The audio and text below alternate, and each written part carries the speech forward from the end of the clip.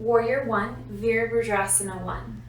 From mountain pose, step one leg back about 3/4 of a leg length and ground through that back heel. Notice how the back toes are turned inward, about 60 degrees.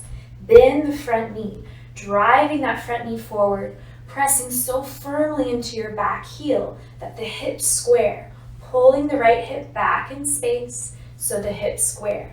Maybe think of trying to split them out apart with your feet. Slight tuck of the tailbone, pull in the low belly, and activate your core.